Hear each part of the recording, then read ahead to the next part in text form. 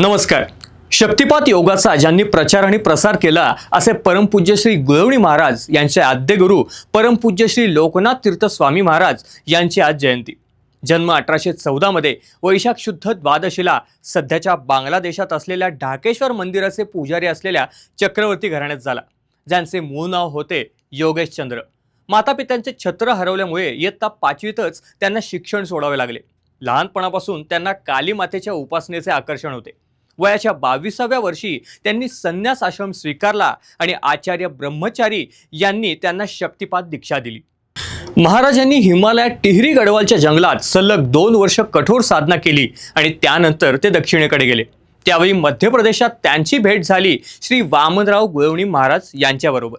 त्यानंतर त्यांनी दंडी संन्यास ग्रहण केला आणि त्यानंतर त्यांचे नाव स्वामी लोकनाथ तीर्थ असे झाले. स्वामी महाराज चमत्कार करण्याच्या पूर्ण विरोधात होते. काली मातेच्या आज्ञेशिवाय ते कोणतेही गोष्ट करत नव्हते. श्री गुळवणी महाराजांवर त्यांनी मुलासारखं प्रेम केलं. महाराष्ट्रात बार्शी, पुणे अशा ठिकाणी अनेक भक्तांकडे त्यांनी वास्तव्य केलं. 1955 साली त्यांची प्रकृती खालावली आणि महाक्षेत्र काशी येथे त्यांनी देहत्याग केला. अशा महान संतांनी शेवटपर्यंत महाराष्ट्रात शक्तिपात साधण्याचा पाया रचला.